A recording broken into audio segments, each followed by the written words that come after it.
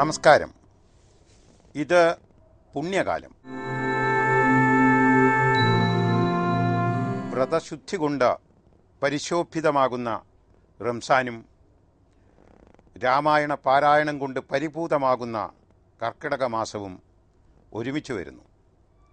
ഇത്തവണ അതാണ് ഈ പുണ്യ സമാഗമത്തിൻ്റെ അവസരമായി വീണ്ടും അനുഗ്രഹമെന്നോണം നമ്മുടെ മുന്നിൽ എത്തി നിൽക്കുന്നത്. ഈ പരിശുദ്ധ സന്ദർഭത്തിൽ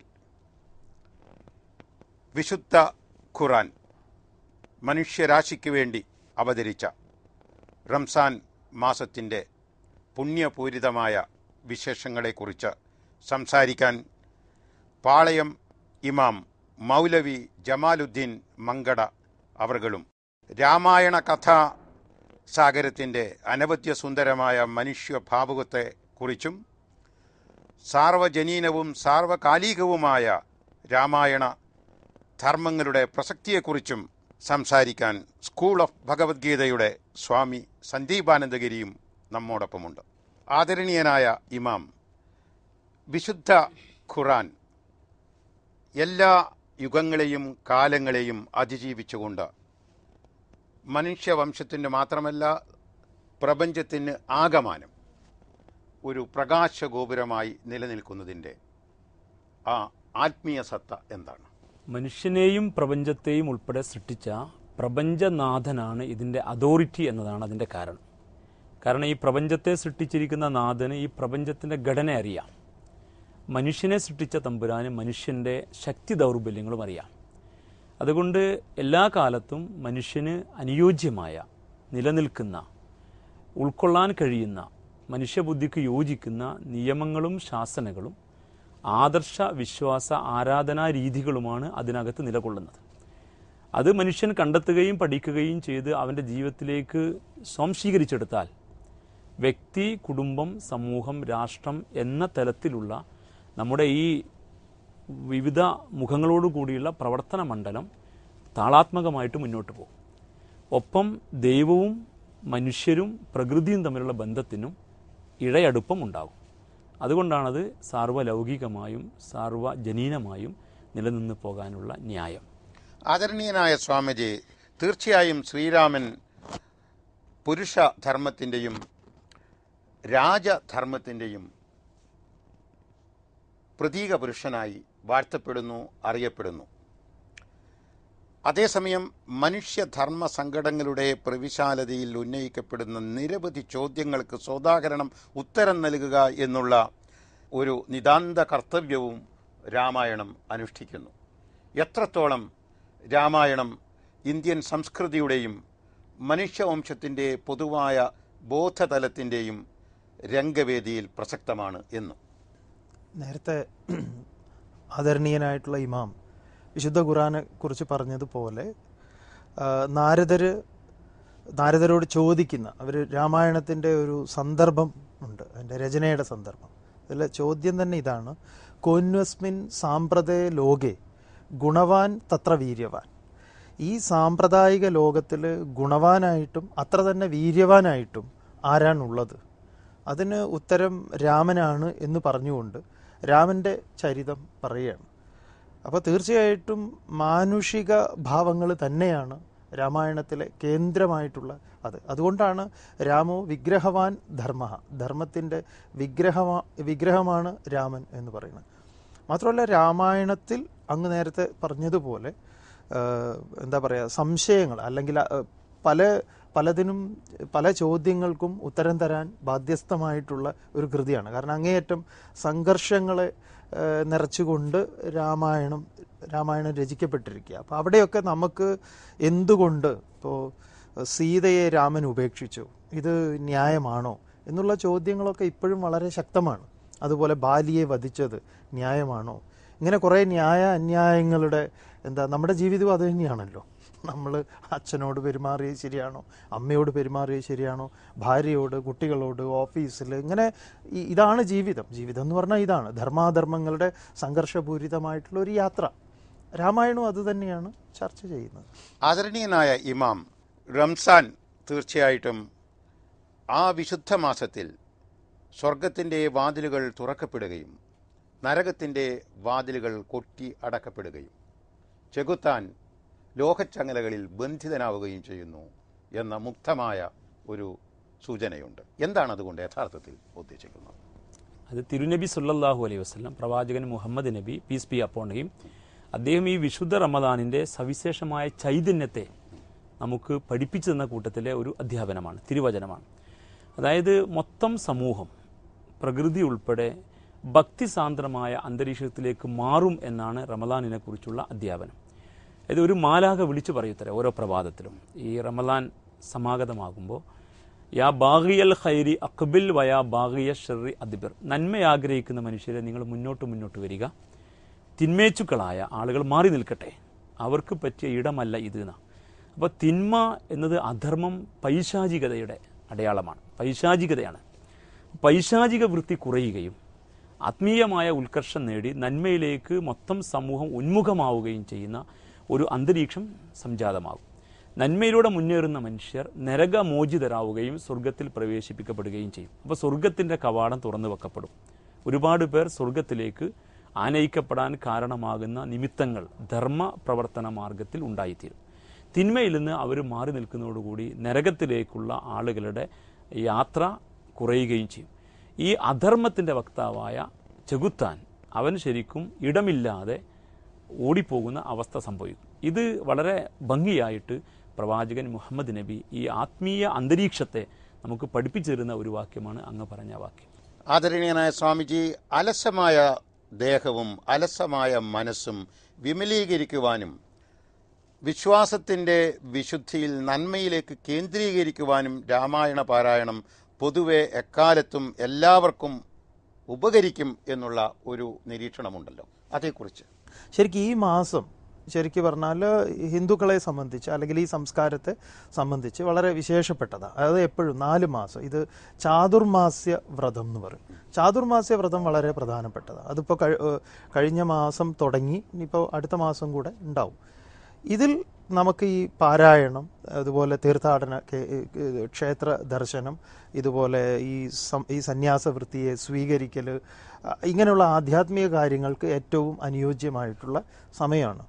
പണ്ട് നമുക്കറിയാം കേരളത്തിൽ ഈ ദുരിതങ്ങളും അതും ഇതുമൊക്കെ ഉണ്ടാവുമ്പം ഈ ദുരിതങ്ങളെയൊക്കെ അതിജീവിച്ച രാമൻ്റെ കഥ വായിക്കുമ്പം സ്വാഭാവികമായിട്ടും നമുക്കതിലൊരു താല്പര്യം ഉണ്ടാവുകയും അതിലൂടെ രാമന് പോലും ഇത്രയും ദുരിതം ഉണ്ടായല്ലോ, അത്രയൊന്നും എനിക്ക് ഉണ്ടായില്ലല്ലോ എന്നുള്ളൊരു കാരണം വൈരാഗ്യം എന്നുള്ളതിന് ദുഃഖത്തിൽ നിന്ന് വൈരാഗ്യം ഉണ്ടാകുന്ന വിഷയങ്ങളോടുള്ള ഒരു വിരക്തി. അപ്പോൾ സ്വാഭാവികമായിട്ടും അത്തരം സമയങ്ങളിൽ ഇപ്പോൾ ഒരാൾ മരിച്ചിരിക്കുന്ന സമയത്ത് നമ്മൾക്ക് ജീവിതത്തിൻ്റെ അർത്ഥം എന്താണ് ഈ ജീവിതം എന്നൊക്കെ അറിയാതെ നമ്മളോട് ചോദിക്കും. അത് ഈ ശാസ്ത്ര പഠനത്തിന് മനസ്സിന് ഒരു യോഗ്യതയാണ്, മനസ്സിൻ്റെ ഒരു യോഗ്യതയാണ്. അത്തരം മനസ്സിന് യോഗ്യമായ സമയമാണ് ഈ സമയം. അതുകൊണ്ടായിരിക്കാം പൂർവികന്മാരായിട്ടുള്ള ആളുകൾ ഈ സമയത്തെ ഈ പാരായണത്തിന് തിരഞ്ഞെടുത്തതും. ഇത് തീർച്ചയായും അതിൻ്റെതായിട്ടുള്ള സ്വാധീനമുണ്ട് ഉണ്ടെന്ന് തന്നെയാണ് വിശ്വസിക്കുന്നത്. എന്താണ് യഥാർത്ഥ മതത്തിൻ്റെ നിർവചനം എന്ന് പ്രവാചകനോടോ പ്രവാചക മനസ്സറിയുന്ന ഒരു ഗുരുവിനോടോ കൃത്യമായ സന്ദർഭം ഈ ഉള്ളവൻ ഓർമ്മയില്ല, അങ്ങേക്ക് തീർച്ചയായും അതറിയാമല്ലോ, ചോദിച്ചപ്പോൾ കോപം വരാതിരിക്കുകയാണ് അല്ലെങ്കിൽ ക്ഷമ ശീലിക്കുകയാണ് യഥാർത്ഥ മതം എന്നുള്ള ഒരു സൂചന ഉണ്ടല്ലോ, അതേക്കുറിച്ച്. സാന്ദർഭികമായി ഈ ദർശനത്തെക്കുറിച്ച് അല്ലെങ്കിൽ മതത്തെക്കുറിച്ച് വ്യത്യസ്ത രീതിയിൽ പ്രവാചകൻ തിരുനബി പഠിപ്പിച്ചിട്ടുണ്ട്. അതൊരു അധ്യാപകൻ്റെ ഒരു ശൈലിയാണല്ലോ. ഇപ്പോൾ സന്ദർഭവും സാഹചര്യവും നോക്കിയിട്ട് വിഷയങ്ങൾ അവതരിപ്പിക്കുക, ചില വ്യക്തികളെ മനസ്സിലാക്കിക്കൊണ്ട് അവർക്ക് വേണ്ട നിർദ്ദേശം കൊടുക്കുക. അപ്പോൾ ആ ഒരു ഇനത്തിലാണ് ഈ നിർദ്ദേശം വരുന്നത്. ശരിക്കും മതം എന്നതിന് ധർമ്മം എന്നാണ് ശരിക്ക് നമ്മൾ മലയാളത്തിൽ പറയേണ്ടത്. അതിന് അദ്ദീൻ എന്നാണ് ഖുർആനിൻ്റെ ഭാഷയിൽ പറയാം. അദ്ദീൻ എന്ന് പറഞ്ഞാൽ ശരിക്കും അർത്ഥം ജീവിത വ്യവസ്ഥ, ധർമ്മക്രമം എന്നാണ്. മതം എന്ന് പറയുമ്പോൾ അഭിപ്രായം എന്ന് മലയാളത്തിൽ അർത്ഥമുള്ളതുപോലെ തന്നെ ചില ആചാരങ്ങളും അനുഷ്ഠാനങ്ങളും മാത്രം അതിൻ്റെ ഒരു സംജ്ഞ മാത്രമായിട്ട് കാണുന്ന, ചുരുക്കി കാണുന്ന ഒരവസ്ഥയുമുണ്ട്. ഒരു വ്യക്തിയുടെ ആദർശം, അവൻ്റെ അതനുസരിച്ചുള്ള സംസ്കാരം എവിടെയായിരുന്നാലും അതനുസരിച്ച് അതിനെ പ്രതിനിധീകരിക്കൽ, ഇത് മൂന്നും ചേരുന്ന ഒന്നാണ് ഇസ്ലാമിലെ അദ്ദീൻ, ധർമ്മം, മതം. Ideology, culture, representation. ഇത് മൂന്നും പരസ്പരം ഒന്നിച്ചു വരികയും അതനുസരിച്ചൊരു വ്യക്തി സമൂഹത്തിൽ എഴുന്നേറ്റ് നിൽക്കുകയും ചെയ്യുന്ന ഒരവസ്ഥ സംഭവിക്കുമ്പോഴാണ് ഒരു വ്യക്തിയിൽ മതം സ്ഥാപിതമാകുന്നത്. അങ്ങനെയാണ്. അപ്പോൾ ഈ മുഴുവനായി ഉൾക്കൊള്ളുന്ന ഈ ആശയത്തെ വ്യക്തികൾക്കനുസരിച്ച് പ്രവാചകൻ പഠിപ്പിച്ചു കൊടുക്കും. ഒരാൾ കോപിഷ്ഠനായ മുൻകോപിയായൊരു വ്യക്തിയായിരുന്നു. അദ്ദേഹം വന്നിട്ട് എനിക്ക് മതപരമായൊരു ഉപദേശം വേണം എന്ന് ആവശ്യപ്പെട്ടപ്പോൾ പ്രവാചകൻ പറഞ്ഞു, ലാ തഗ്ലബ്, നീ ദേഷ്യപ്പെടരുത്. പിന്നെയും അദ്ദേഹം മറ്റു ഒരു ഉപദേശം കൂടി. അപ്പോഴും പ്രവാചകൻ ലാ തഗ്ലബ്, നീ ദേഷ്യപ്പെടരുത്. മൂന്നാമതും ചോദിച്ചപ്പോൾ വീണ്ടും ലാ തഗ്ലബ്, നീ ദേഷ്യപ്പെടരുത് എന്ന് മാത്രമാണ് പറഞ്ഞത്. കാരണം അദ്ദേഹത്തെ സംബന്ധിച്ചിടത്തോളം അദ്ദേഹത്തിൻ്റെ പ്രകൃതം ഇതാണ്. അത് മാറുകയാണ്. അദ്ദേഹം ആ മതത്തെ പൂർണ്ണമായും ഉൾക്കൊള്ളാൻ, അതിൻ്റെ പരിപൂർണതയിലേക്ക് എത്താനുള്ള വഴി. ബാക്കി ആചാരാനുഷ്ഠാനങ്ങളും വിശ്വാസക്രമങ്ങളും ഒക്കെയുണ്ട്. പക്ഷേ വ്യക്തിയുടെ സ്വഭാവത്തെ സ്വാധീനിക്കുന്നില്ല മതം. അപ്പോൾ ആ വിഷയത്തിൽ ഊന്നി എന്നുള്ളതാണ്. അങ്ങനെയുള്ളൊരു ടീച്ചിങ് പ്രവാചകൻ സ്വീകരിച്ചിട്ടുണ്ട്. പ്രവാചകൻ തന്നെ മതത്തെക്കുറിച്ച് പറഞ്ഞു, അദ്ദീനു അന്നസീഹ, മതം ഗുണകാംക്ഷയാണ്. ഭരണാധികാരിയോട്, സാധാരണക്കാരോട്, കുടുംബത്തോട്, സമൂഹത്തോട്, പ്രകൃതിയോടുള്ള ഗുണകാംക്ഷ, അതും മതത്തിന് അദ്ദേഹം നൽകിയ വിവക്ഷയാണ്. വ്യത്യസ്തമായ രീതിയിൽ ഈ മതത്തിൻ്റെ ധർമ്മ സംഹിതയുടെ ആസ്പെക്ട്സിനെ അദ്ദേഹം പ്രകാശിപ്പിച്ചിട്ടുണ്ട്. അപ്പോൾ യഥാർത്ഥത്തിൽ ധർമ്മം എന്ന് പറഞ്ഞാൽ, മതം എന്ന് പറഞ്ഞാൽ ദൈവം തമ്പുരാനെ അറിഞ്ഞ് ആ ദൈവത്തിൻ്റെ ആദർശ വിശ്വാസക്രമത്തെ സ്വീകരിച്ച് ആ ആദർശ വിശ്വാസക്രമത്തിൻ്റെതായ സംസ്കാരം ഉൾക്കൊണ്ടുകൊണ്ട് ജീവിച്ച് നാം വ്യക്തി, കുടുംബം, സമൂഹം, രാഷ്ട്രം, അന്താരാഷ്ട്ര തലം എന്ന ആ മേഖലയിലേക്ക് ഈ ധർമ്മത്തിൻ്റെ പ്രതിനിധീകരണം ഭംഗിയായി നിർവഹിച്ചുകൊണ്ട് എഴുന്നേറ്റ് നിൽക്കുക, ഒരു വ്യക്തി അങ്ങോട്ട് വളരുക. അതാണ് ശരിക്കും മതം, ധർമ്മം എന്ന് പറഞ്ഞാൽ ഇസ്ലാം ഉദ്ദേശിക്കുന്നത്. ആദരണീയനായ സ്വാമിജി, ധർമാർത്ഥ കാമമോക്ഷങ്ങളുടെ പ്രശ്നസ്ഥലിയിൽ മനുഷ്യൻ അഭിമുഖീകരിക്കുന്ന ധർമ്മസങ്കടങ്ങൾ, ആ ധർമ്മസങ്കടങ്ങളുടെ പ്രകടമായ വ്യാഖ്യാനം, ആ ധർമ്മസങ്കട പ്രശ്നങ്ങൾ ഉണർത്തുന്ന സമസ്യകൾക്ക് പരിഹാരം, ഇതായിരിക്കാം ഒരുപക്ഷെ രാമായണത്തിൻ്റെ പൊതുവായ ഒരു ബോധനതലമായി നമുക്ക് സങ്കല്പിക്കാവുന്നത്. ഇപ്പോൾ ആദരണീയനായ ഇമാം ഇവിടെ ധർമ്മത്തിൻ്റെ കാര്യം പറഞ്ഞു, ധർമ്മം തന്നെയാണ് മതം എന്നുള്ള പ്രവാചക സൂചന പറഞ്ഞു. എത്രത്തോളം രാമായണത്തിൻ്റെ അന്തസത്ത അത്തരം ധർമ്മ സംസ്ഥാപനവുമായി ബന്ധപ്പെട്ടുകൊണ്ടിരിക്കുന്നു? അതെ, ഈ ധർമ്മം എന്ന ശബ്ദവും മതം എന്ന ശബ്ദവും രണ്ടും സംസ്കൃത ശബ്ദങ്ങളാണ്. മതം എന്നുള്ളതിന് അഭിപ്രായം എന്ന് തന്നെയാണ്. ഇത് ഈ ശബ്ദത്തെ ഇന്ത്യയിൽ വ്യാഖ്യാനം ചെയ്തപ്പോൾ കുറേ കുഴപ്പങ്ങൾ ഉണ്ടായിട്ടുണ്ട്. അതുകൊണ്ടാണ് ഈ ഹിന്ദു മതം എന്ന് പറയുന്നത്. അതൊരു ശരിക്കും പറഞ്ഞാൽ അതൊരു നമ്മൾ റിലീജിയൻ എന്നുള്ള നിലയിൽ എടുത്തിട്ട് അതൊരു വേറൊരു ചർച്ചയാണ്. പക്ഷെ നമ്മൾ അതിലേക്ക് അധികം പോകുന്നില്ല. അപ്പോൾ അഭിപ്രായമാണ്. അതുകൊണ്ടാണ് ഇവിടെ വൈഷ്ണവ മതം, ഗാണപത്യ മതം, ശാക്തേയ മതം ഇങ്ങനെയുള്ളത്. ഇതെൻ്റെ മതം എന്ന് കൃഷ്ണൻ പറയുന്നുണ്ട്. ഇതെൻ്റെ മതമാണ്, എൻ്റെ അഭിപ്രായമാണ്. ധർമ്മം എന്ന് പറഞ്ഞാൽ ധരിച്ചിരിക്കുന്നത്. ഹിന്ദു മതത്തിൽ അതിന് ബ്രഹ്മം എന്ന് പറയും. ധാര്യതേ ഇതി ധർമ്മ, ധരിച്ചിരിക്കുന്നത് ഏതോ അതാണ് ധർമ്മം. ധരിച്ചിരിക്കുന്നതെന്ന് പറഞ്ഞാൽ ഈ വിശ്വത്തെ മുഴുവൻ ധരിച്ചത് എന്താണ് ഈ വിശ്വത്തിൻ്റെ പരമകാരണം, അതാണ് ധർമ്മം. അപ്പോൾ ആ ധർമ്മത്തിന് ച്യുതി ഉണ്ടാവുമ്പോഴാണ് എല്ലാ അധർമ്മങ്ങളും ഉണ്ടാവുന്നത്. അതുകൊണ്ടാണ് ഗീത ആരംഭിക്കുന്നത് ധർമ്മക്ഷേത്രേ എന്ന് പറഞ്ഞിട്ടാണ്. കാരണം ആ ധർമ്മം മുഴുവൻ നിലനിൽക്കുന്നത് നമ്മുടെ ഉള്ളിൽ തന്നെയാണ്. അതുകൊണ്ട് ഭഗവാൻ പറയുന്നുണ്ട്, യഥാ യഥാഹി ധർമ്മസ്യ ഗ്ലാനിർഭവതി ഭാരത അഭ്യുത്ഥാനമ ധർമ്മസ്യ തദാത്മാനം സൃജാമ്യഹം. എവിടെയാണ് ധർമ്മത്തിന് ച്യുതി ഉണ്ടാവുന്നത് അവിടെ തന്നെ ഞാൻ ആത്മാവിൽ ഞാൻ അവതരിക്കുന്നു. അപ്പം നമ്മുടെ ഉള്ളിൽ തന്നെയാണ് ഇത് അവതരിക്കുന്നത്, അരുത് എന്ന് പറഞ്ഞുകൊണ്ട്. രാമായണം അതിൻ്റെ കാരണം രാമായണം ആരംഭിക്കുന്നത് തന്നെ മാനിഷാദയിലാണ്, അരുത് കാട്ടാള എന്ന് പറഞ്ഞിട്ടാണ്. അപ്പം എന്തൊക്കെ അരുത്, എന്തൊക്കെ തള്ളേണ്ടതുണ്ട്, എന്തൊക്കെ കൊള്ളേണ്ടതുണ്ട് എന്നത് തന്നെയാണ് രാമായണത്തിൻ്റെ ഏറ്റവും പ്രധാനമായിട്ടുള്ള കാര്യം. രാമായണത്തിൽ കാരണം എല്ലാ മാനുഷിക ഭാവങ്ങളെയും രാമൻ ഉൾക്കൊണ്ടുകൊണ്ടാണ് രാമായണം നമ്മുടെ എന്താ പറയുക കഥ പറഞ്ഞു പോകുന്നത്.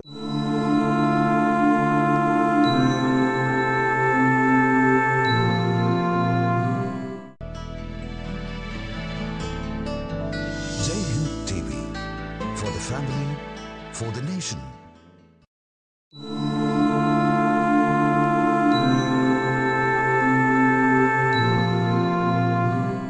സംസ്കൃതിയുടെയും ചരിത്രത്തിൻ്റെയും വിശാലതയിൽ യുദ്ധങ്ങൾ എപ്പോഴും ഉണ്ടായിട്ടുണ്ടല്ലോ.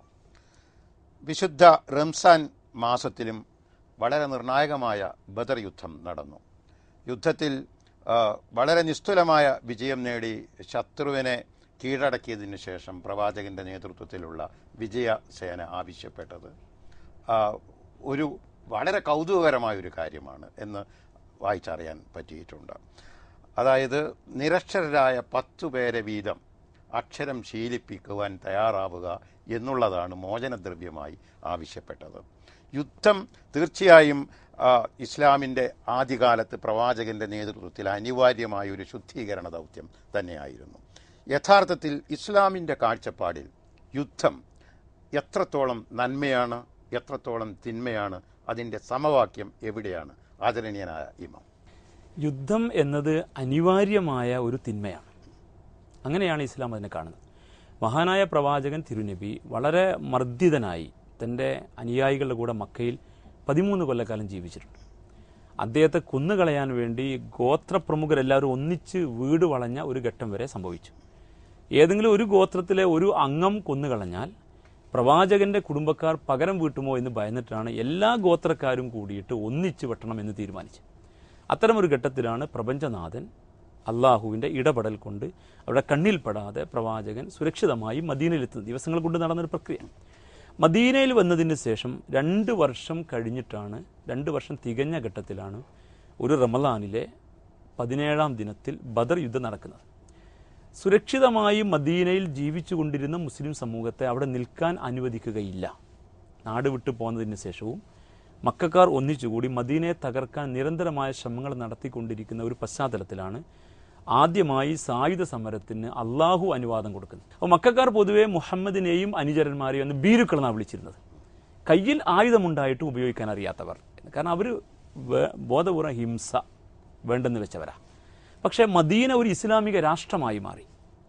അവരൊരു സ്വസ്ഥമുള്ള ഒരു സമൂഹമായി, ഇസ്ലാമിക രാഷ്ട്രമായി. ആ രാഷ്ട്രത്തിൻ്റെ ഭാവിയെ തകർക്കാൻ അതിനെതിരെ ഇവർ ഒന്നിച്ചു കൂടിയപ്പോഴാണ് നാഥൻ അനുവാദം കൊടുത്തത്. അനുവാദം കൊടുത്തപ്പോൾ ഖുർആനിൽ അള്ളാഹു പറഞ്ഞ ന്യായം ബി അന്നഹും ലുലിമു, അവർ മർദ്ദിതരാണ് എന്നതുകൊണ്ടാണ്.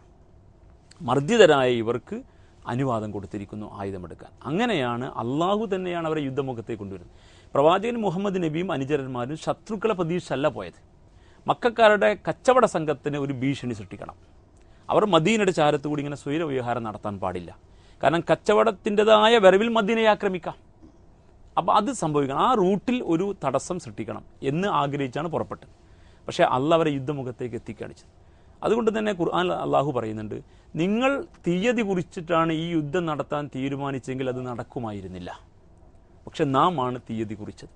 എനിക്കൊരു ഉദ്ദേശം ഉണ്ടായിരുന്നു, ലി യഹിക്കൽ ഹഖ വയുബ്തിലൽ ബാത്തില, സത്യത്തെ സത്യമായി വിജയിപ്പിക്കാനും അധർമ്മം അല്ലെങ്കിൽ മിഥ്യ തകരാനുള്ളതാണെന്ന് തെളിയിക്കാനും എനിക്കൊരു നിയോഗം നിർവഹിക്കേണ്ടതുണ്ടായിരുന്നു. അതിൻ്റെ ഭാഗമാണ് യുദ്ധം. അപ്പം അങ്ങനെയാണ് അത് നടന്നത്. അപ്പോൾ അനിവാര്യമായ ഒരു ഘട്ടത്തിൽ നിവൃത്തിയില്ലാതെ വരുമ്പോൾ നമ്മൾ ഓപ്പറേഷൻ ചെയ്യുന്നത് പോലെ അതും ധർമ്മ സംസ്ഥാപനത്തിൻ്റെ മാർഗത്തിൽ മാത്രമായിരിക്കണം. കീഴ്പ്പെടുത്താനോ കയറി ആക്രമിക്കാനോ ഒരു സംസ്കൃതിയെ നശിപ്പിക്കാനോ ഒരു ജനവിഭാഗത്തിൻ്റെ നിലനിൽപ്പിനെ ചോദ്യം ചെയ്തുകൊണ്ടോ ഒരിക്കലും ഒരു ആക്രമണം പാടില്ല. അനിവാര്യമായ ഘട്ടത്തിൽ അതിനൊരു രാഷ്ട്ര സംവിധാനത്തിലാണ്. വ്യക്തികൾ ഒരു നമ്മുടെ ബഹുസ്വര സമൂഹത്തിലാണ്. ഇവിടെ ഹൈന്ദവനും മുസൽമാനും ആയുധമെടുക്കാൻ ഇത് ന്യായമല്ല. ഒരു രാഷ്ട്ര സംവിധാനത്തിൽ രാഷ്ട്രങ്ങൾ തമ്മിൽ യുദ്ധങ്ങൾ ഉണ്ടാകേണ്ടി വന്നേക്കും. അത്തരം ഒരു ഘട്ടത്തിൽ അത് ന്യായത്തിനും ധർമ്മത്തിനും വേണ്ടിയായിരിക്കണം. ഒരു വസ്തുത അതാണ്. രണ്ടാമതൊരു വസ്തുത, പ്രവാചകൻ തിരുനബിയും മദീനയിലായിരിക്കെ തന്നെ മക്കയിലേക്ക് ഉംറക്ക് വന്ന ഒരു ഘട്ടത്തിൽ അവർ തടഞ്ഞു മക്കക്കാർ. ഈ ബദറിന് ശേഷം പ്രവാചകൻ്റെ കൂടെയുള്ളവർ ആയുധമെടുക്കാൻ യോഗ്യരാണ്, നല്ല പാരമ്പര്യമുള്ളവരാണ്. പക്ഷേ അവർ അവിടെ സമാധാന സന്ധിയിൽ ഏർപ്പെട്ട് തിരിച്ചു പോവുകയാണ് ചെയ്തത്. ഏതറ്റം വരെയും സമാധാനത്തിന് വേണ്ടി പോകാൻ തയ്യാറാവണമെന്ന അതിൽ തന്നെ കരാർ എഴുതിയപ്പോൾ ഇത് മുഹമ്മദ് നബി മക്കക്കാരുമുള്ള കരാറാണ് എന്ന് എഴുത്തുകാരൻ റൈറ്റർ എഴുതിയപ്പോൾ അവരിടപെട്ട് പറഞ്ഞു, നിന്നെ നബിയായി ഞങ്ങൾ അംഗീകരിച്ചിട്ടില്ല, അതുകൊണ്ട് നബി എന്നുള്ളത് മാറ്റണം. അപ്പോൾ എഴുതിക്കൊണ്ടിരിക്കുന്ന ആളോട് പ്രവാചകൻ പറഞ്ഞു നബി എന്നത് വെട്ടാൻ പറഞ്ഞു. അപ്പോൾ എഴുതിക്കൊണ്ടിരിക്കുന്ന നബിയുടെ അനുചരൻ തയ്യാറായില്ല. മുഹമ്മദ് നബിക്ക് വായന അറിയില്ല, എഴുത്തും അറിയില്ല. അപ്പോൾ മുഹമ്മദ് നബി ചോദിച്ചു, എവിടെയാണ് മുഹമ്മദ് നബി എന്ന് എഴുതിയിരിക്കുന്നത്? അപ്പോൾ നബി എന്നെഴുതിയ ഭാഗം ഈ എഴുത്തുകാരൻ കാണിച്ചു കൊടുത്തപ്പോൾ നബി സ്വന്തം കൈകൊണ്ടത് മായ്ച്ചു. എന്നിട്ട് പറഞ്ഞു, എഴുതി ഇബ്നി അബ്ദില്ല, മുഹമ്മദ് ബിൻ അബ്ദില്ല, അബ്ദുള്ളയുടെ മകൻ മുഹമ്മദ് എന്ന് എഴുതാൻ പറഞ്ഞു. അവർക്ക് വേണ്ടിയിട്ടാണ്. അപ്പോൾ സമാധാനത്തിന് ഏതറ്റം വരെയും പോവുകയാണ് പ്രവാചകൻ ചെയ്തത്.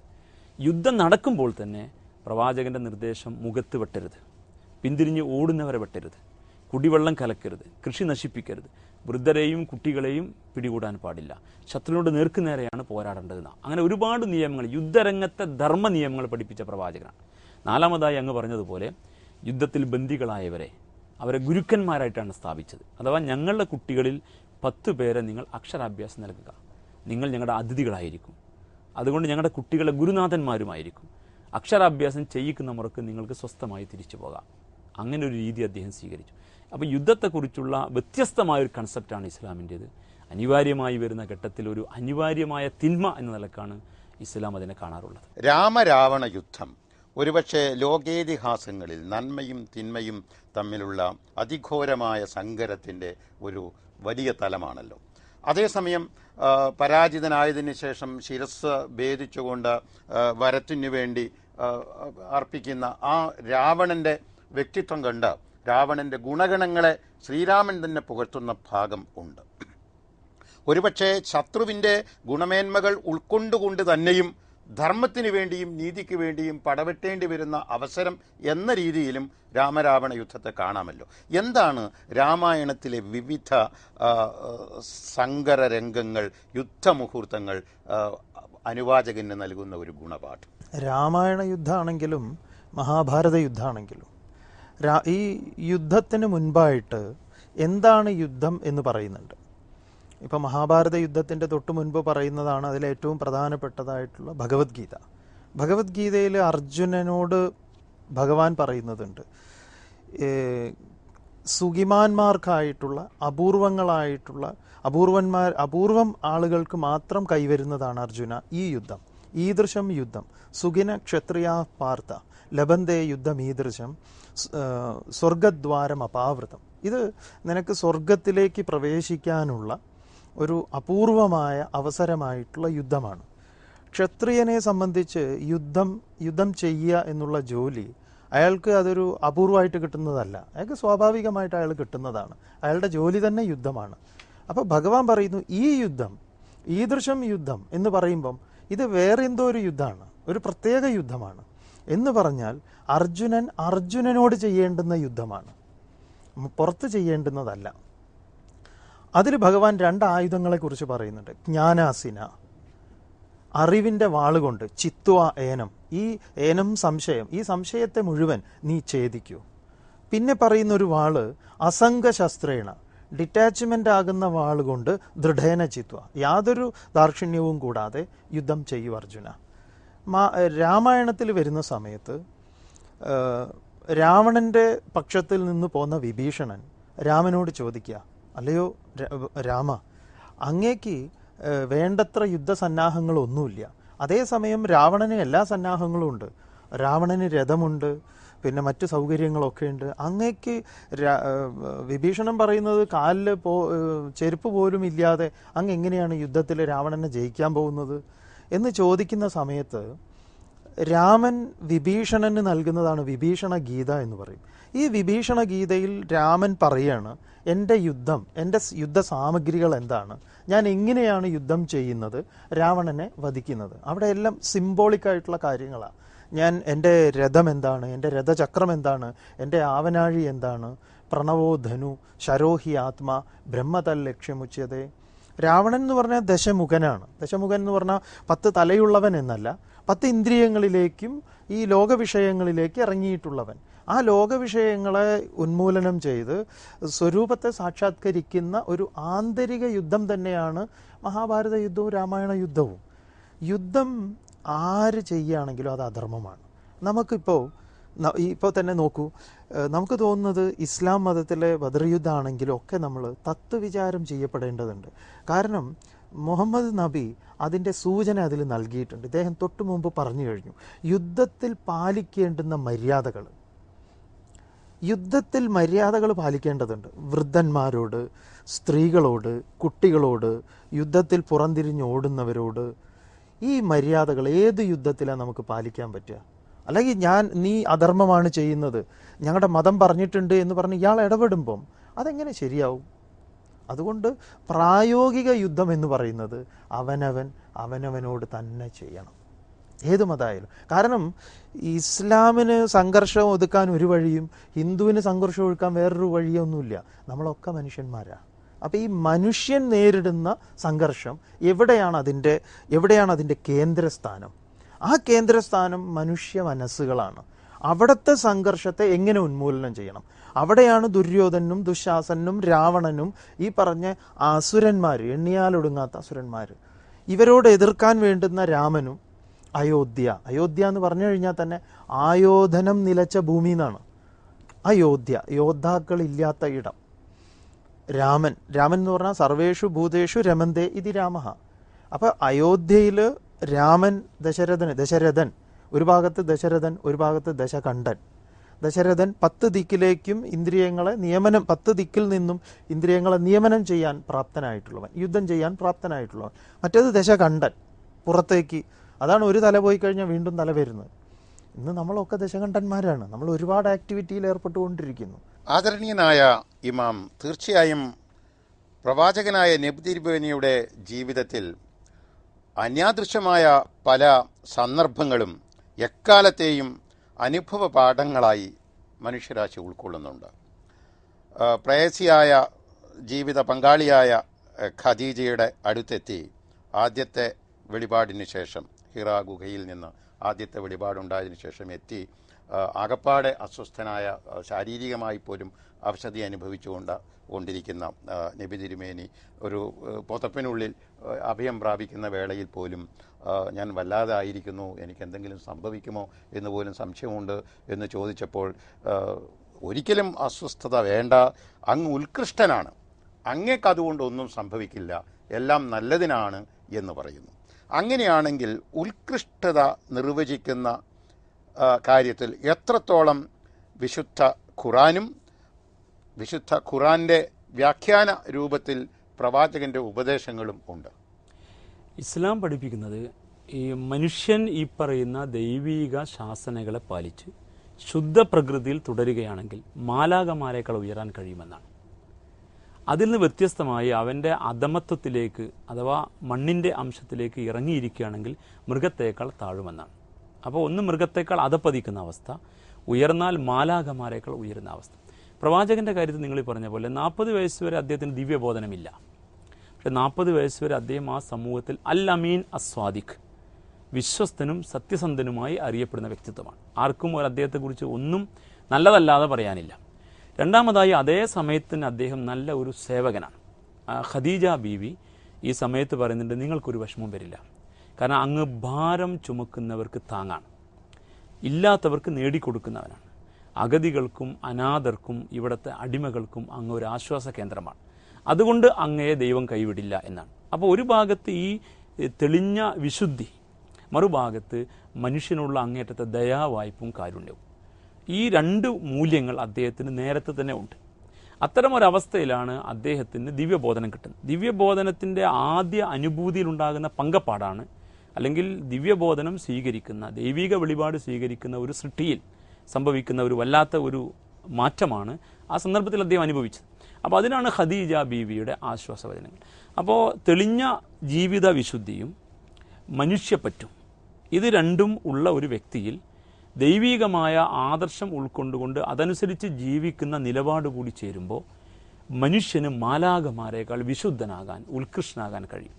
അത്തരം ആളുകളെ സൃഷ്ടിക്കലാണ് യഥാർത്ഥത്തിൽ ഈ ദിവ്യ വെളിപാടിൻ്റെ ഉദ്ദേശം. അതാണ് ഖുർആനിൻ്റെ ആദ്യ അവതരണമാണ് ഈ പറഞ്ഞത്. ഖുർആനിൻ്റെ അവതരണത്തിൻ്റെ വാർഷിക അനുസ്മരണമാണ് റമദാൻ, വ്രതാനുഷ്ഠാനകാലം.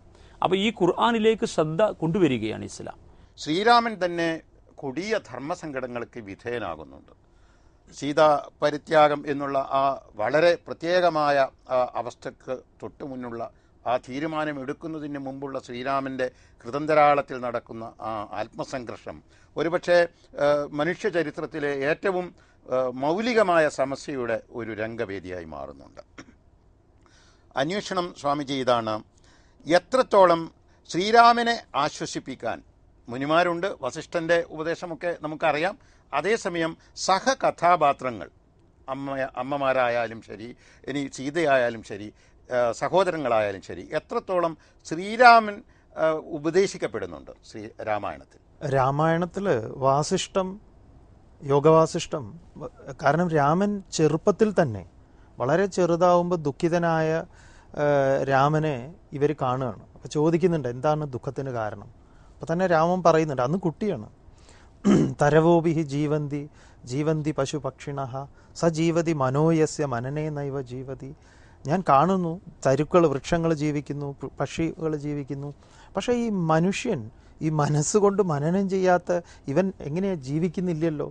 ഇത് കാണുമ്പോൾ ചെറിയൊരു യാത്ര ചെയ്തപ്പോൾ പറയും, ഇത് കാണുമ്പോൾ ഞാൻ ദുഃഖിതനാണ്. രാമൻ്റെ ദുഃഖം അതാണ്. നമുക്ക് തോന്നുന്നത് ഈ രാമായണത്തിൽ അങ്ങ് നേരത്തെ പറഞ്ഞിട്ടുള്ള ഈ സംശയങ്ങളുടെ ഒരു കുറേയൊക്കെ രാമായണം, നമ്മൾ ഈ എഴുത്തച്ഛൻ്റെ രാമായണമാണ് കൂടുതൽ നമ്മൾ ശ്രദ്ധിച്ചിട്ടുള്ളത്. അത് വ്യാസരുടെ അധ്യാത്മരാമായണം മൂലകൃതിയിൽ നിന്ന് രൂപപ്പെടുത്തിയെടുത്തിട്ടുള്ള ഈ രാമായണം എന്ന് പറയുന്നത് തന്നെ ഗായത്രി 24 അക്ഷരങ്ങളുള്ള ഗായത്രി, ഓരോ അക്ഷരങ്ങൾ 1000 ശ്ലോകങ്ങൾ വീതം, ഓരോ അക്ഷരങ്ങൾക്ക് 1000 ശ്ലോകങ്ങളുടെ വ്യാഖ്യാനമാണ്. അങ്ങനെയാണ് 24,000 ശ്ലോകങ്ങളായിട്ട് ഇത് രചിക്കപ്പെടുന്നത്. അതിൻ്റെ ഒരു ചെറിയ സംക്ഷിപ്ത രൂപമാണ് വ്യാസ രാമായണത്തിൻ്റെ, അധ്യാത്മരാമായണത്തിൻ്റെയാണ് എഴുത്തച്ഛൻ എടുത്തിട്ടുള്ളത്. അതും നമ്മൾ ഉത്തരകാണ്ഡം വായിക്കാതെ പട്ടാഭിഷേകം കഴിഞ്ഞു കഴിഞ്ഞാൽ നിർത്താറാണ്. ഈ വാത്മീകി രാമായണം, അല്ലെങ്കിൽ അധ്യാത്മരാമായണം, അതുപോലെ തുളസി രാമായണം, ഇതൊക്കെ നന്നായി അധ്യയനം ചെയ്തിട്ടുള്ള, അല്ലെങ്കിൽ കേരളം വിട്ട് നോർത്തിലേക്കൊക്കെ പോയി കഴിഞ്ഞാൽ രാമായണത്തെ സംബന്ധിച്ച് ഇത്തരം സംശയങ്ങളൊന്നും നിലനിൽക്കുന്നില്ല. കേരളത്തിലാണ് ഇത് നിലനിൽക്കുന്നത്. നമുക്ക് തോന്നുന്നത് അതിന് പ്രധാന കാരണം രാമായണം മൂലം നമ്മൾ പഠിക്കാത്തത് കൊണ്ടാണ്. ശരിക്കും ഈ രാമൻ എന്ന് പറഞ്ഞാൽ ആരാണ്, അതെപ്പോഴും നമ്മൾ മറന്നു പോകുന്നുണ്ട്. രാമൻ സാക്ഷാൽ ബോധമാണ്, ബ്രഹ്മമാണ്. ഇത് എഴുത്തച്ഛനും വിസ്മരിച്ചിട്ടൊന്നുമില്ല, തുടക്കത്തിൽ തന്നെ പറയുന്നുണ്ട്. പക്ഷേ നാരദൻ വന്ന് ഇവരെ ഓർമ്മിപ്പിക്കുകയാണ്, മാനുഷഭാവം കൈക്കൊണ്ട് എല്ലാ കാര്യങ്ങളും കഴിഞ്ഞു, ഇനി നിങ്ങൾക്ക് തിരിച്ചു പോകേണ്ടതുണ്ട്. അതുകൊണ്ട് ആ തിരിച്ചു പോകുന്നതിനൊരു തയ്യാറെടുപ്പുണ്ടാവാൻ. അപ്പോൾ സീതയും രാമനും കൂടി ആലോചിക്കുകയാണ്, അപ്പോൾ ഇനിയൊരു നാടകം നമുക്ക് രചിക്കണമല്ലോ. അങ്ങനെ അവർ തന്നെ ഒരു സ്ക്രിപ്റ്റ് ഉണ്ടാക്കുകയാണ്. ഇങ്ങനെ ഈ സീതയെ സംശയിക്കുന്നതും ഈ കാര്യങ്ങളും എല്ലാം തന്നെ. അതിലും എങ്ങനെയാണ് ധർമ്മം കൊണ്ടുവരേണ്ടത്. അങ്ങനെയാണ് ഒരു അലക്കുകാരൻ വന്നിട്ട് അലക്കുകാരൻ്റെ ഭാര്യ വൈകി വന്നപ്പം, പിറ്റേ ദിവസം വന്നപ്പം, ഞാൻ രാമനല്ല നിന്നെ പൊറുപ്പിക്കാൻ വല്ലയിടത്തും പോയിട്ട് എന്നുള്ള വിവരം രാമൻ രാജ്യസദസ്സിൽ അദ്ദേഹത്തിനോട് ചോദിക്കുകയാണ്, എന്തൊക്കെയാണ് നാട്ടിലെ വിശേഷം പറയൂ എന്ന് പറയുമ്പോൾ അദ്ദേഹം പറയുകയാണ് ഭയത്തോട് കൂടിയിട്ട്, ഇങ്ങനെ അങ്ങയെക്കുറിച്ച് പറയുന്നു. അപ്പോൾ എന്താണ് ഇതിനൊരു വേണ്ടത്. അപ്പോൾ സീത ഗർഭിണിയായിരിക്കുമ്പം കാണണമെന്ന് പറഞ്ഞിട്ടുണ്ട്, വാത്മീകിയുടെ ആശ്രമം അങ്ങനെയൊക്കെയുള്ള സ്ഥലങ്ങൾ കാണണമെന്ന് പറഞ്ഞിട്ടുണ്ട്. ലക്ഷ്മണൻ ഈ വിവരം അറിയുന്നില്ല. ലക്ഷ്മണനോട് പറയണം കൊണ്ടുപോയി അവിടെ കൊണ്ടാക്കാൻ പറയുക. നമ്മൾ കേരളീയരായിട്ടുള്ള മലയാളികൾ ചർച്ച ചെയ്യാത്ത ഒരു കാര്യം, ഇതേ ഒരു സംഭവം നമ്മുടെ സാധാരണ ഒരു സ്ഥലത്ത് ഉണ്ടാവുന്നു എന്നിരിക്കട്ടെ. ഭർത്താവ് ഭാര്യയെ എവിടെയെങ്കിലും ഒരു സ്ഥലത്ത് ഒരു ആശ്രമത്തിൽ കൊണ്ടുപോയി, ഇന്ന് ആശ്രമങ്ങളിൽ അങ്ങനെ കൊണ്ടുപോകാൻ പറ്റുന്ന ആശ്രമങ്ങളൊന്നുമില്ല, എന്നാലും എവിടെയെങ്കിലും ആരെങ്കിലും കൊണ്ടാക്കിയെന്നിരിക്കട്ടെ. ഈ സീതയുടെ അച്ഛൻ എന്ന് പറയുന്ന അദ്ദേഹം ഇടപെടാതിരിക്കില്ലല്ലോ. സീതയുടെ അച്ഛൻ എന്ന് പറഞ്ഞാൽ ജനകനാണ്. ജനകൻ സർവർക്കും ആദരണീയനായിട്ടുള്ള, ഋഷീശ്വരന്മാർ പോലും അവിടെ പോയിരുന്ന് സംശയം തീർക്കുന്ന ഒരാളാണ് ജനകൻ. പ്രബലനായിട്ടുള്ള ഒരാളാണ്. ഈ ജനകൻ ഇടപെടുന്നേ ഇല്ല ഈ വിഷയത്തിൽ. കാരണം അദ്ദേഹത്തിന് അറിയാം ധർമ്മം എന്താണ്.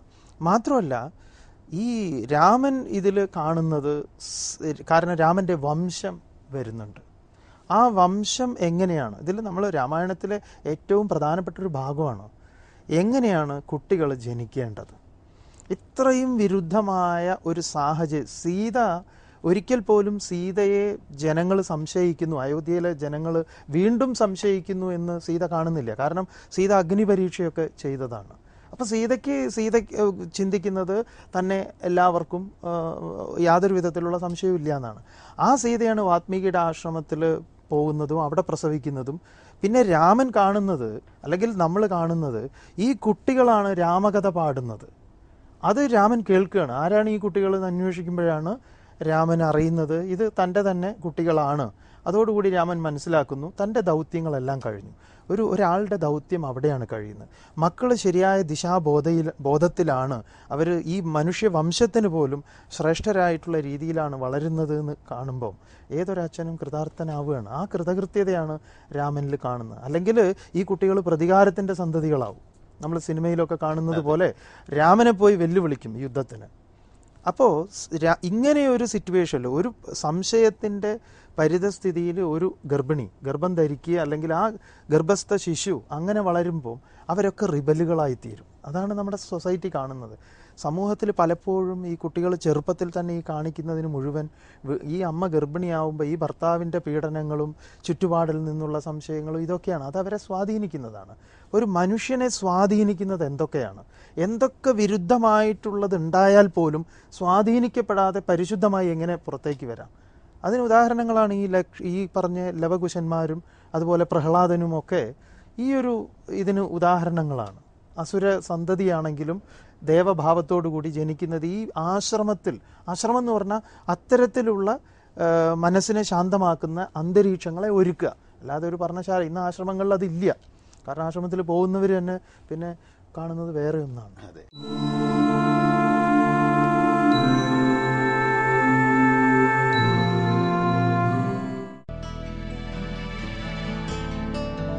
Jai Hind TV, for the family, for the nation.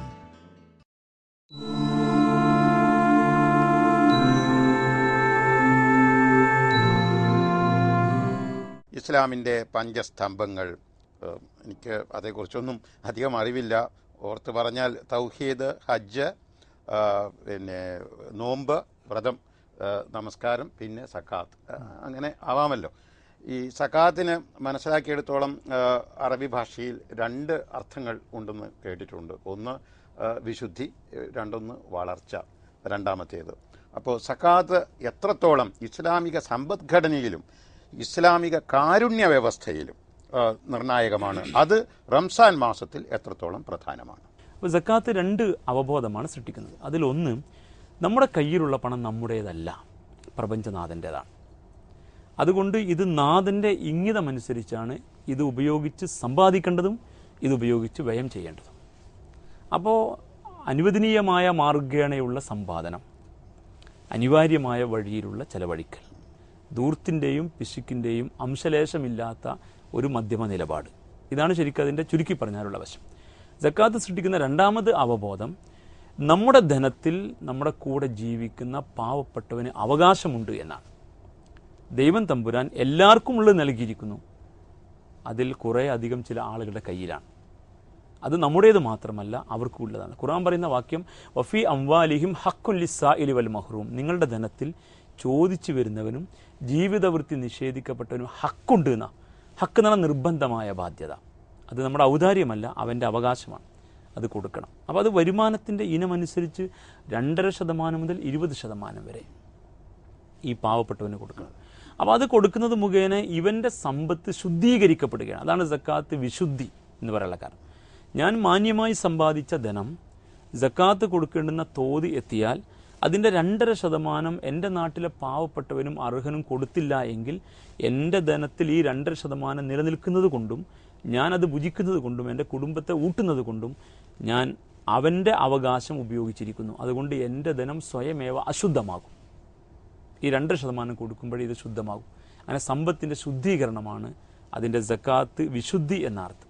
ഇങ്ങനെ കൊടുക്കുന്നത് മുഖേന വളരും, ഈ വ്യക്തിയും വളരും, ഈ സമൂഹവും വളരും എന്നതാണ്. അതാണ് സക്കാത്ത് വളർച്ച എന്ന് പറയുന്ന കാര്യം. ഇങ്ങനെ കൊടുക്കുന്ന ദാനം മുഖേന ഒരാളും നഷ്ടത്തിലാവുകയില്ല. കാരണം നാഥൻ്റെ പ്രത്യേകമായ കൃപാകടാക്ഷങ്ങൾ അവനുണ്ടാകും. ഒരു ദാനവും ധനത്തിൽ കുറവ് വരുത്തുകയില്ല.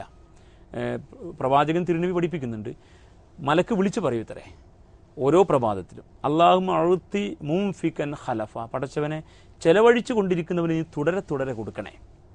വേറൊരു മലക്ക് അതേസമയം പ്രാർത്ഥിക്കൂത്തരെ നാഥനോട്, അല്ലാഹുമ്മ അഴുത്തി മുംസിക്കൻ തലഫ, ചെലവഴിക്കാതെ പിടിച്ചു വെക്കുന്നവന് നീ നാശം നൽകണേ എന്ന്. അപ്പോൾ ചെലവഴിക്കുന്നവന് വളർച്ചയുണ്ടാകും, ഒപ്പം സമൂഹവും വളരും. നമ്മുടെ കൂടെ ജീവിക്കുന്ന അഗതികൾ, അനാഥർ, പ്രാന്തവൽകൃതർ, കടബാധിതർ, അങ്ങനെ തുടങ്ങി ഈ പ്രയാസം അനുഭവിക്കുന്ന ആളുകൾ അവർ മുഖ്യധാരയിലേക്ക് കൈപിടിച്ച് ഉയർത്തപ്പെടണം. ആദരണീയനായ സ്വാമിജി, നിരവധി സന്ദർഭങ്ങളിൽ വ്രതനിഷ്ഠകൾ ഹൈന്ദവ വിധി അനുശാസിക്കുകയോ നിർദ്ദേശിക്കുകയോ ചെയ്യുന്നുണ്ട്.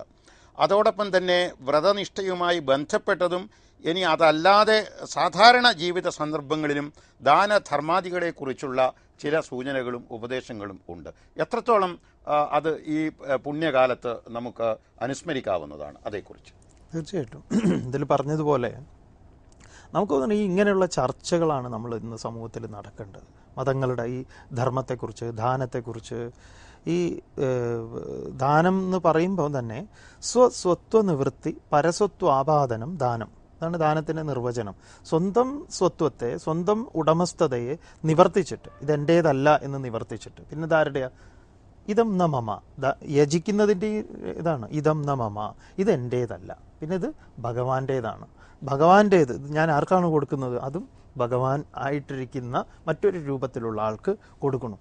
കാരണം അതല്ല ഇത് എൻ്റേതാണ് എന്ന് പറഞ്ഞാൽ ഈ പറഞ്ഞ പോലെ തീക്കാറ്റ് എനിക്കും വരും. അപ്പം ഇത് നമ്മുടെ ഇതിൽ ശ്രദ്ധയാദേയം, ബിയാദേയം, സംവിധാദേയം, ശ്രദ്ധയോടുകൂടി കൊടുക്കണം, ഭയത്തോടുകൂടി കൊടുക്കണം. സംവിധാദേയം നല്ലവണ്ണം കൊടുക്കണം. കാരണം നല്ലവണ്ണം കൊടുക്കുക എന്ന് പറഞ്ഞു കഴിഞ്ഞാൽ ഞാൻ ആർക്ക് എന്താണ് കൊടുക്കുന്നത്? വ്രതാനുഷ്ഠാനത്തെക്കുറിച്ച്.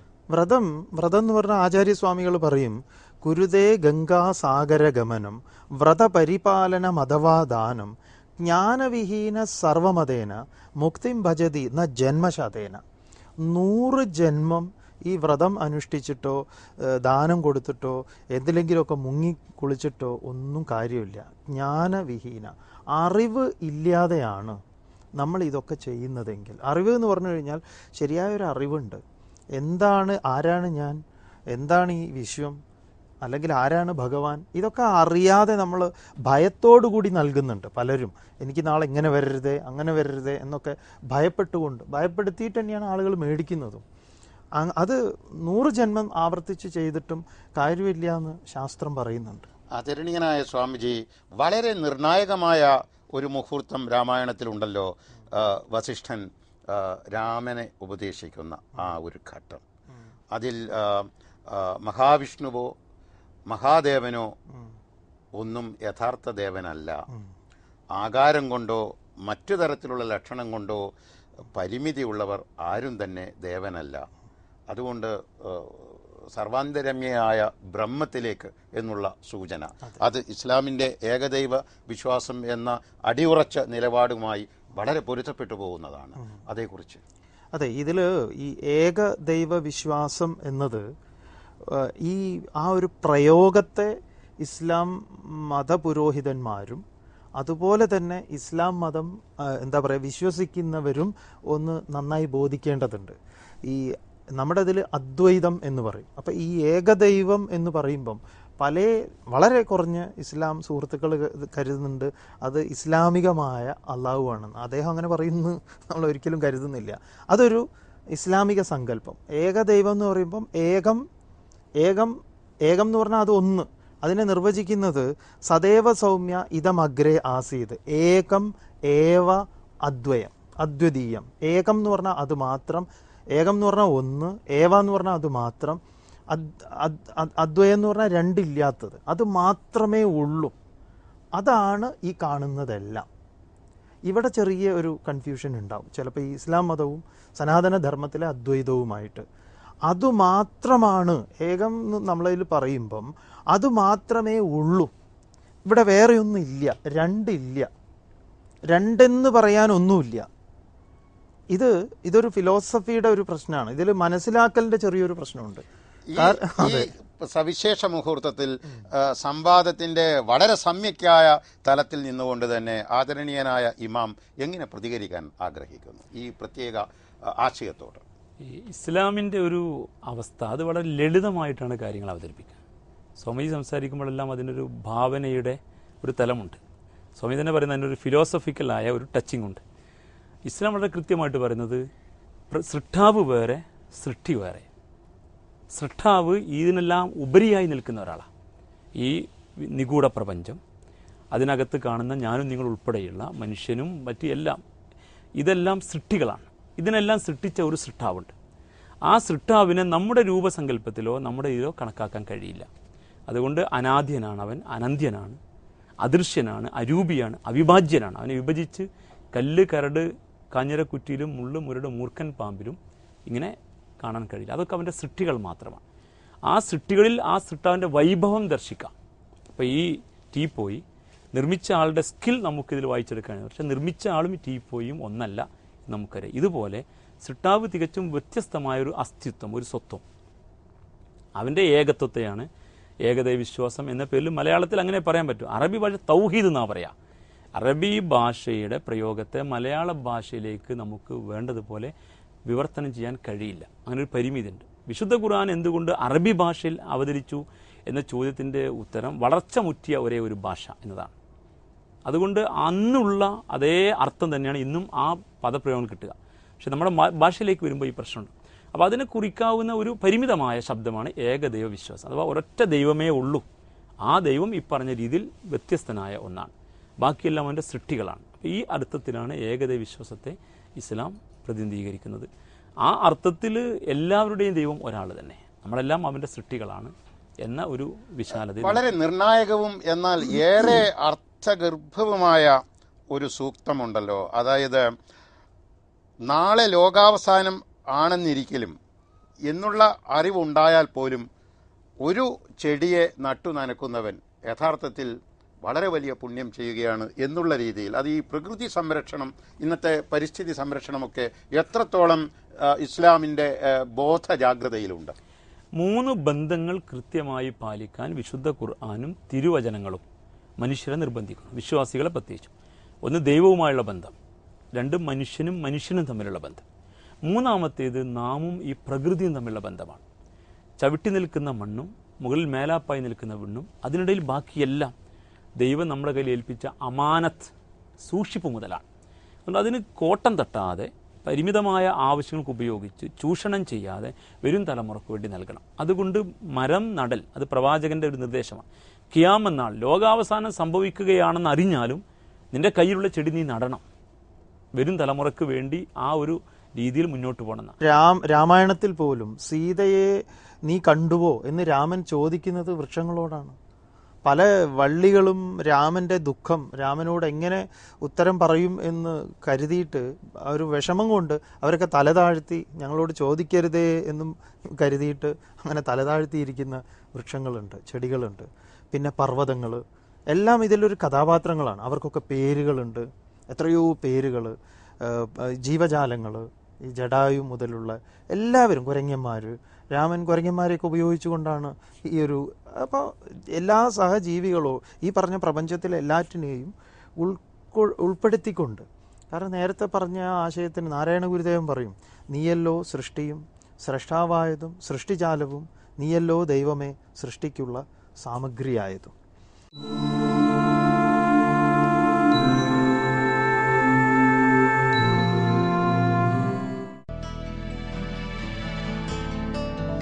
Jai Hind TV, for the family, for the nation.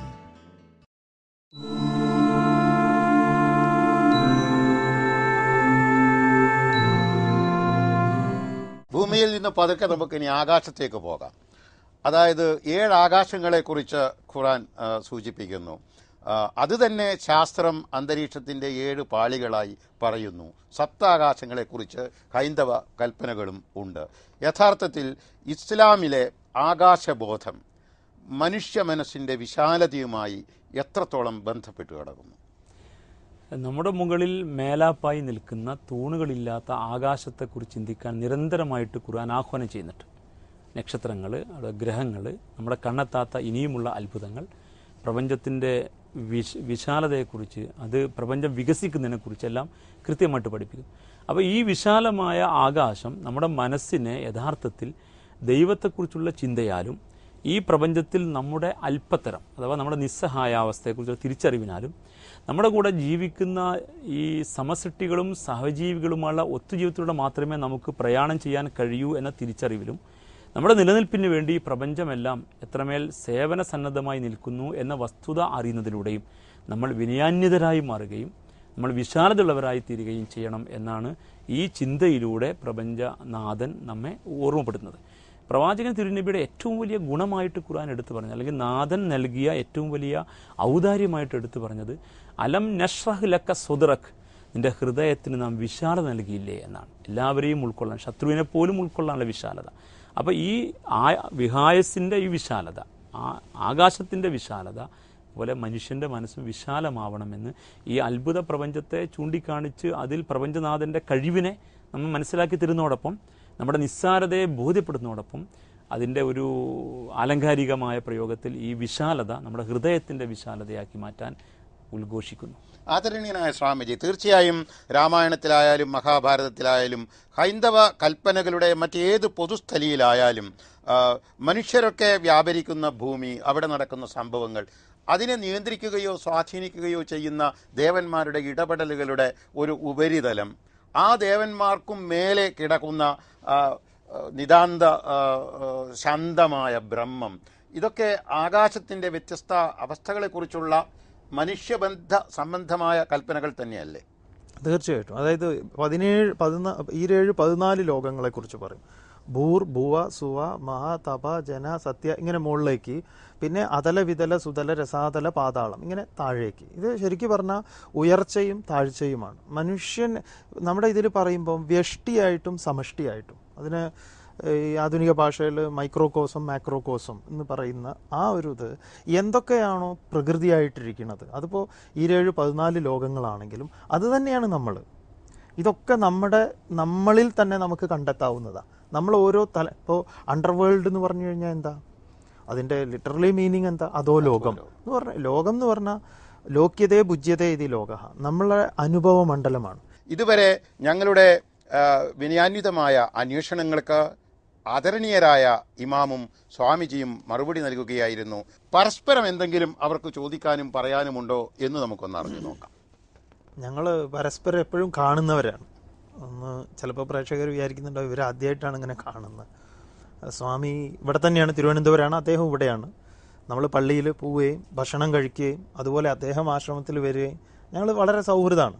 നമുക്ക് അങ്ങയോട് ഇങ്ങനെ ഒരു ഇതിൽ പറയാനുള്ളത്, നമ്മൾ ഇരുന്ന് ഇത് വളരെ നന്നായിട്ട് ആരോഗ്യപരമായ ഒരു ചർച്ച ചെയ്യണം എന്നാണ് നമ്മൾ മുമ്പും പറഞ്ഞിട്ടുണ്ട്. ഞങ്ങൾ ഒരുമിച്ച് കേരളം മുഴുവൻ യാത്ര ചെയ്യാനും ഈ മതബോധം ആളുകൾക്ക് പറഞ്ഞു കൊടുക്കാനൊക്കെ തീരുമാനിച്ചിട്ടുള്ളവർ. യഥാർത്ഥത്തിൽ പരസ്പരം അറിയുകയും അറിയിക്കുകയും ചെയ്യുന്ന ഒരു പ്രക്രിയയിലൂടെ മാത്രമേ വികസിക്കാൻ കഴിയൂ. അതിൻ്റെ ഒരു വേദിയായിരുന്നു യഥാർത്ഥത്തിൽ നിങ്ങൾ ഒരുക്കിയ ഈ പരിപാടി എന്ന് വിചാരിക്കുന്നത്. ഒരു തുടക്കം അതിനുണ്ടായി. ഞങ്ങൾ ഈ വിഷയത്തിൽ ഒരുപാട് സംസാരിക്കുന്നവരാണ്. എന്നല്ല, അതിൻ്റെ പേര് തെറ്റിദ്ധരിപ്പിക്കപ്പെട്ടൊരു വ്യക്തി കൂടിയാണ് ഞാൻ. അദ്ദേഹത്തിൻ്റെ ആശ്രമത്തിൽ ഓരോ മുറിക്കും ക്ഷേത്രം എന്നാണ് അർത്ഥം കൊടുത്തിരിക്കുന്നത്. അന്നക്ഷേത്രം, കലാക്ഷേത്രം, ഇങ്ങനെ. അപ്പോൾ അദ്ദേഹം എന്നെ ഒരിക്കൽ നോമ്പ് തുറക്കാൻ വിളിപ്പിച്ചിട്ട് അദ്ദേഹത്തിൻ്റെ ഒരു മുറിയിൽ എന്നെ നമസ്കരിപ്പിച്ചു. അപ്പോൾ പുറത്ത് വന്നപ്പോൾ ഗീതാക്ഷേത്രത്തിൽ നമസ്കരിച്ചു എന്ന് വന്നപ്പോൾ ഞങ്ങളുടെ സമുദായത്തിൽപ്പെട്ട ഒരു കൂട്ടർ അമ്പലത്തിൽ പോയി നമസ്കരിച്ച ഇമാമായി എന്നെ ആക്ഷേപിച്ചുകൊണ്ട് തെരുവ് തോറും പ്രസംഗിച്ചതാണ്. പക്ഷേ ക്ഷേത്രം എന്നാൽ ഇടം എന്നാണ് അർത്ഥമെന്ന് മനസ്സിലാക്കാതെ പോയത് കൊണ്ട് സംഭവിച്ചതാണ്. ആ ഹൈന്ദവ വേദപ്രോക്തമായ ആ പദത്തെ ഞാൻ പരിചയപ്പെടണം. കാരണം എങ്കിലേ എനിക്ക് അവരുമായി സംവദിക്കാൻ കഴിയും. എൻ്റെ ഖുർആാനികമായ പദാവലിയെ സ്വാമി പരിചയപ്പെടണം. എങ്കിലേ സ്വാമിക്ക് വിശദീകരിക്കുമ്പോൾ അതിൻ്റെ വ്യക്തതയിലേക്ക് വരാൻ കഴിയും. ഇങ്ങനെയുള്ള ഒരു പാരസ്പര്യം, അറിയുകയും അറിയിക്കുകയും ചെയ്യുന്ന, പഠിക്കുകയും ചിന്തിക്കുകയും ചെയ്യുന്ന, സാമ്യ വ്യത്യാസങ്ങളിലൂടെ വികസിക്കുന്ന ഒരവസ്ഥയിലേക്കുള്ള ഒരു നിമിത്തം ഉണ്ടാവണം. അത് സംഭവിക്കട്ടെ എന്ന് ഞാൻ പ്രാർത്ഥിക്കുന്നു. ഞങ്ങൾ അതിൻ്റെ ഒരു വഴിയിലാണ് ഇപ്പോൾ ഉള്ളത്. ഏത് അന്വേഷണവും ദൈവത്തിൻ്റെ മുന്നിലുള്ള വിനയാന്വിതമായ നമസ്കാരമാണ്. ഏത് സംവാദവും സത്യത്തിൻ്റെ മുന്നിലെത്തി അതിനകത്തുള്ള മണി മൗനമായെങ്കിലും ചലിപ്പിക്കാനുള്ള വിനയത്തിൻ്റെ പ്രഖ്യാപനവും. ഈ പുണ്യമാസത്തിൽ, ഈ പുണ്യകാലത്ത് ഞങ്ങളോടൊപ്പം സഹകരിച്ച ഈ മാതൃകാ വ്യക്തിത്വങ്ങളെ, സംസ്കൃതികളുടെ ഒരുമയുടെ പ്രതീകങ്ങളെ, സ്വാമിജിയെയും ഇമാം അവറുകളെയും വീണ്ടും നന്ദിയോടുകൂടി അഭിവാദ്യം ചെയ്യുന്നു. നമസ്കാരം. കേട്ടതിന് നന്ദി. ജയ് ഹിന്ദ്.